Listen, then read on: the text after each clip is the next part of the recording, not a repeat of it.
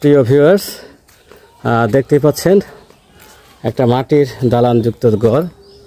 এই ঘরটি আমার দাদা শ্বশুরে দিয়েছিল অনেক আগে। এটা সম্ভবত প্রায় পাকিস্তান আমলের এই ঘরটি।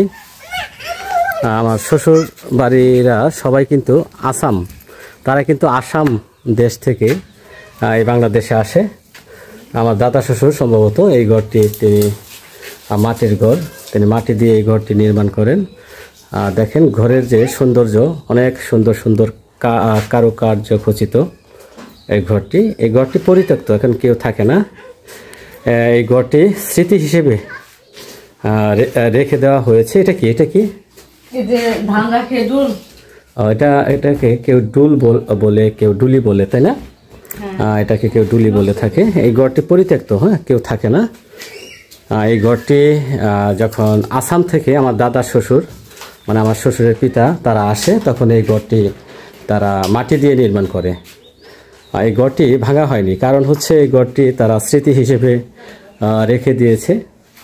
দেখতেই পাচ্ছেন ঘরের ভিতরে কিন্তু এখন অনেক সৌন্দর্যভাবে কারুকার্য খচিত, রং দিয়ে কিন্তু এখন অনেক সুন্দর স্মৃতি হিসেবে এই ঘরটি রেখে দেওয়া হয়েছে। অনেক স্মৃতি আমার পরিবারের, আমার বউয়ের অনেক স্মৃতি এখানে জড়িত। তিনি তার পিতার বাড়িতে আসলেই কিন্তু এই ঘরটি দেখতে চলে আসেন। তার দাদার হাতে তৈরি মাটির তৈরি ঘর, তিনি কিন্তু অনেক খুশি, দেখতে পাচ্ছেন।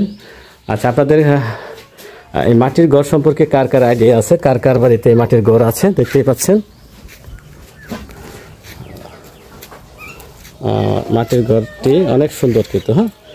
মাটির ঘরের আরেকটা বিশেষত্ব হচ্ছে এই ঘরটিতে আপনার গরমকালে, যখন গ্রীষ্ম বা গরমকাল, তখনই কিন্তু ফ্রিজের মতো, এসির মতো এই ঘরটি ঠান্ডা। দেখতেই পাচ্ছেন সম্পূর্ণ মাটির দেওয়াল।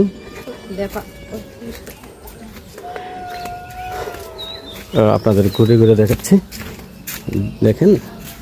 যাও, ওয়াও, এটা কি জানালা না? এখান থেকে এখানে দরজা ছিল। দেখতেই পাচ্ছেন। আপনাদের এই মাটির ঘর সম্পর্কে কার কার আইডিয়া আছে জানাবেন। তাহলে তোমরা কি আসাম দেশ থেকে আসছিলা? হ্যাঁ, আমরা না। কে তোমার দাদা?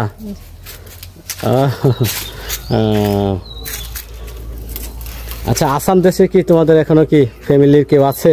হ্যাঁ, কয়েকদিন আগে আসছিল। কে? জেঠাতো ভাই দুইটা, আর একটা কাকাতো ভাই, একটা জেঠাতো ভাই আর জেঠা। তোমার জেঠা, তোমার কাকারা এখনো ইন্ডিয়াতে থাকে? হ্যাঁ। ও বাবা,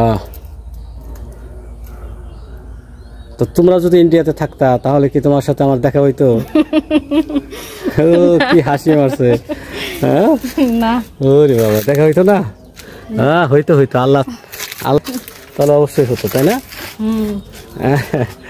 যাই হোক, আমরা শ্বশুর বাড়িতে আসলেই কিন্তু ওই যে আমাদের শ্বশুর বাড়ির অনেক বড় একটা লিচুর বাগান আছে, আমের বাগান, লেবুর বাগান, আনারসের বাগান, সবগুলো আমরা কিন্তু ঘুরে ঘুরে দেখি। তারপরে যে ঘরটি দেখতে পাচ্ছেন, এই ঘরটি হচ্ছে আমার দাদা শ্বশুরের তৈরি। আমার দাদা শ্বশুর, তারা 2 ভাই না 3 ভাই? কয়জন আসছিল এখানে? 3 ভাই আসছে। আমার দাদা শ্বশুররা 3 ভাই ইন্ডিয়া থেকে, আসাম থেকে বাংলাদেশে আসে এবং এখানে তারা কি বাড়ি নির্মাণ করে। এবং এটা হচ্ছে আসাম থেকে আসার পরে এই বাড়িটা দেখতে পাচ্ছেন, মাটির তৈরি বাড়ি, এটা প্রথম নির্মাণ করা হয়। এই ঘরটি কিন্তু এখনো মানে ওই যেভাবে ছিল সেভাবে আছে।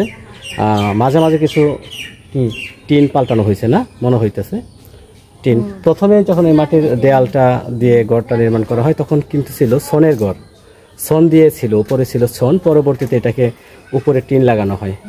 তো এই ঘরটি এখনো তারা ভাঙেনি, স্মৃতি হিসেবে রেখে দিয়েছে। তো প্রিয় ফেসবুক বন্ধুরা, তো অনেক কিছু ঘুরে দেখলাম। সবাই ভালো থাকবেন, সুস্থ থাকবেন, সবাইকে জানাচ্ছি অগ্রিম ঈদ মোবারক।